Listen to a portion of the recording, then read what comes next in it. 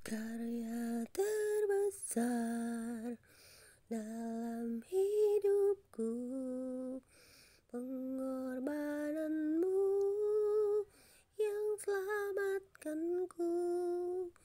Engkau harta yang tak ternilai, yang ku miliki dan ku hargai. Yesus, Engkau ku kagumi. Bapa di surga, pagi ini kami boleh bersyukur, kami selalu bersuka cita di dalam roh dan kebenaran-Mu untuk membuat seluruh keberadaan hidup kami hari ini. Terima kasih buat nafas kehidupan hari ini Tuhan. Biarlah kami diberi kekuatan, kesehatan hari ini, dimampukan melakukan semua aktivitas kami. Dan kami mau membaca Alkitab Tuhan. Urapi kami dengan roh-Mu yang suci untuk mengerti memahaminya. Biarlah semua yang kami dengar dan baca dapat kami renungkan dan pahaminya. Terpujilah Engkau Bapa di surga. Selamat pagi ya Yesusku. Haleluya. Amin. Pembacaan Alkitab pagi hari ini terambil dari Imamat 14 ayat 1 hingga dengan ayat yang ke-57 dengan perikop yang sama dari Imamat 13, penyakit kusta, yang berbunyi demikian. Tuhan berfirman kepada Musa, inilah yang harus menjadi hukum tentang orang yang sakit kusta pada hari pentahirannya. Ia harus dibawa kepada imam, dan imam harus pergi keluar perkemahan. Kalau menurut pemeriksaan imam penyakit kusta itu telah sembuh daripadanya, maka imam harus memerintahkan supaya bagi orang yang akan ditahirkan itu diambil 2 ekor burung yang hidup dan yang tidak haram, juga kayu aras, kain kirmizi, dan hisop.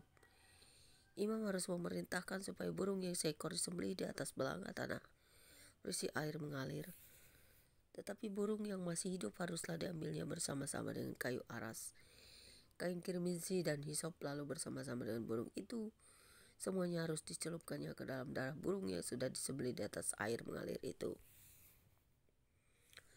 Kemudian ia harus memercik 7 kali kepada orang yang akan ditahirkan dari kusta itu, dan dengan demikian mentahirkan dia. Lalu burung yang hidup itu haruslah dilepaskannya ke padang. Orang yang akan ditahirkan itu haruslah mencuci pakaiannya, mencukur seluruh rambutnya, dan membasuh tubuhnya dengan air, maka ia menjadi tahir. Sesudah itu ia boleh masuk ke dalam perkemahan, tetapi harus tinggal di luar kemahnya sendiri 7 hari lamanya.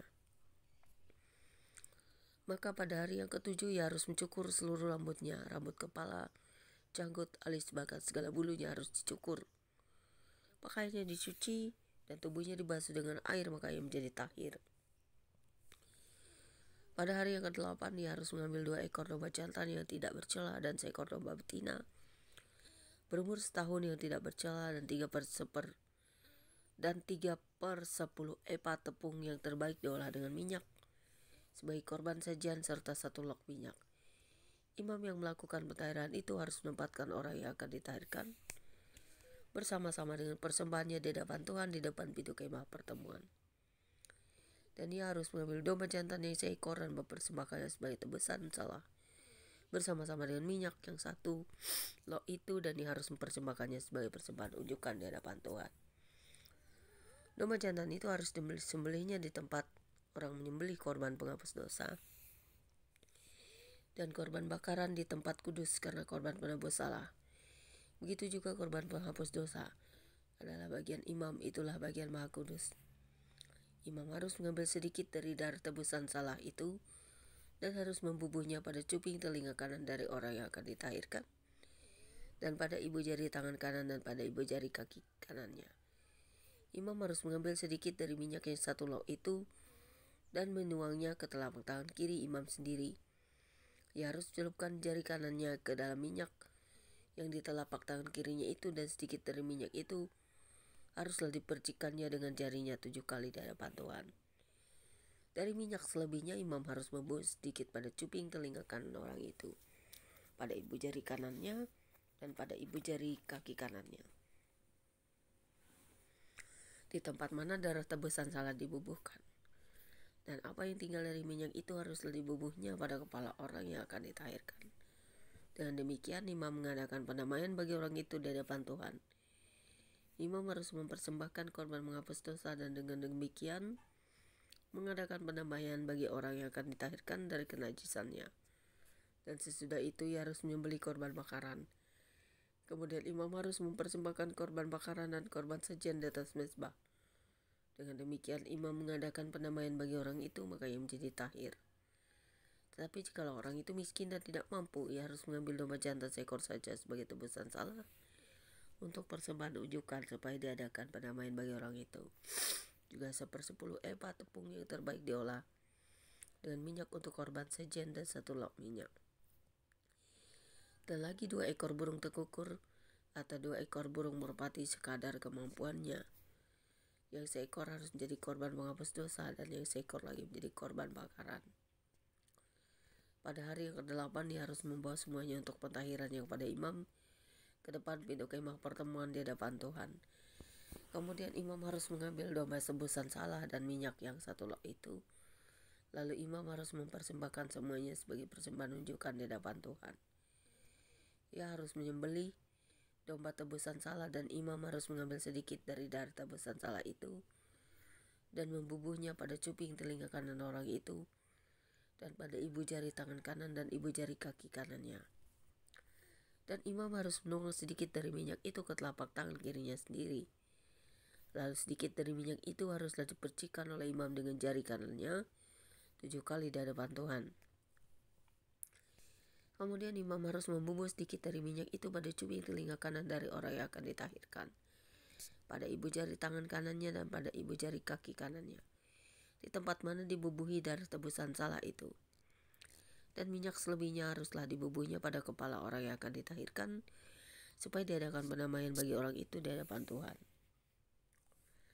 Lalu ia harus mempersembahkan seekor dari kedua burung tekukur atau anak burung merpati yang dibawa orang itu sekadar kemampuannya, yang seekor sebagai korban penghapus dosa dan yang seekor lagi sebagai korban bakaran di samping korban sajian.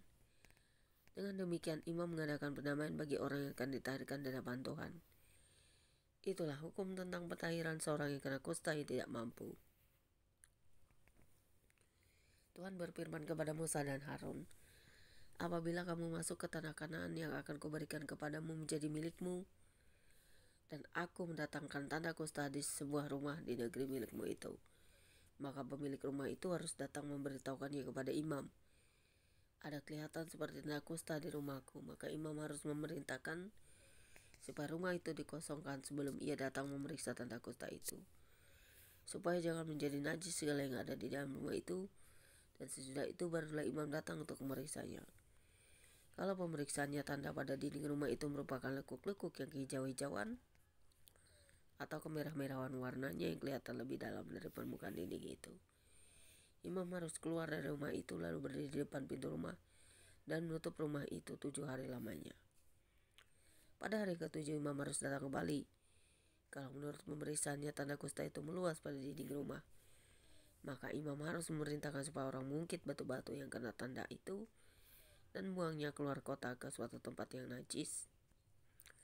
Dan dia harus mengikis rumah itu sebelah kanan dalam berkeliling, dan kikisan lepak itu haruslah ditumpahkan keluar kota ke suatu tempat yang najis. Dan orang harus mengambil batu-batu lain lalu memasangnya sebagai pengganti batu-batu tadi, dan harus mengambil lepa lain dan melepa rumah itu. Tetapi jikalau tanda itu timbul lagi di dalam rumah itu sesudah batu-batunya diungkit dan sudah rumah itu dikikis, bahkan sesudah dilepa lagi, dan kalau imam datang dan menurut periksanya tanda itu meluas di dalam rumah, maka kusta ganaslah yang di dalam rumah itu dan rumah itu najis. Rumah itu haruslah dirombak, yakni batunya, kayunya, dan segala lepa rumah itu, lalu dibawa semuanya keluar kota ke suatu tempat yang najis. Dan orang yang masuk ke dalam rumah itu selama rumah itu ditutup menjadi najis sampai matahari terbenam. Dan orang yang tidur dalam rumah itu haruslah mencuci pakaiannya. Demikian juga orang yang makan di dalam rumah itu haruslah mencuci pakaiannya. Tetapi jikalau imam datang dan menurut pemeriksaannya tanda itu tidak meluas di dalam rumah itu, sesudah dilepa maka imam harus menyatakan rumah itu tahir karena tanda itu telah hilang. Kemudian untuk menyucikan rumah itu harus saya mengambil 2 ekor burung, kayu aras, kain kirmizi, dan hisop. Burung yang seekor haruslah disembelihnya di atas belanga tanah berisi air mengalir. Lalu ia harus mengambil kayu aras dan hisop, kain kirmizi, dan burung yang masih hidup itu, dan mencelupkan semuanya ke dalam darah burung yang sudah disembelih itu, yang disembelih, dan ke dalam air mengalir itu. Kemudian ia harus memercik kepada rumah itu 7 kali. Dengan demikian, ia harus menyucikan rumah itu dengan darah burung, air mengalir, burung yang hidup, kayu aras, hisop, dan kain kirmizi. Dan burung yang hidup itu harus dilepaskannya keluar kota ke padang. Dengan demikian dia mengadakan pendamaian bagi rumah itu, maka rumah itu menjadi tahir. Itulah hukum tentang setiap penyakit kusta, kudis kepala, tentang kusta pada pakaian dan rumah, tentang bengkak, bintil-bintilan, panau, untuk memberi petunjuk dalam hal najis atau dalam hal tahir. Itulah hukum tentang kusta. Demikianlah pembacaan Alkitab kita pagi hari ini. Terpujilah Engkau Bapa di surga, apa yang kami dengar dan baca bisa juga menjadi kekuatan dan pelajaran bagi kami, agar kami selalu melekat kepadamu, tidak menjauhkan diri daripadamu, karena Engkaulah kekuatan dan perisai hidup kami. Terpujilah Engkau untuk selamanya, Yesusku, amin. Demikianlah pembacaan Alkitab kita pagi hari ini. Kita serahkan baik tubuh jiwa roh kita ke dalam tangan Tuhan selalu, dan biarlah Dia yang berkuasa atas hidup kita. Biarlah firman-Nya akan selalu menjadi rema dalam kehidupan kita. Selamat pagi semuanya. God bless you all. Tuhan Yesus berkati. Jangan lupa subscribe ya guys.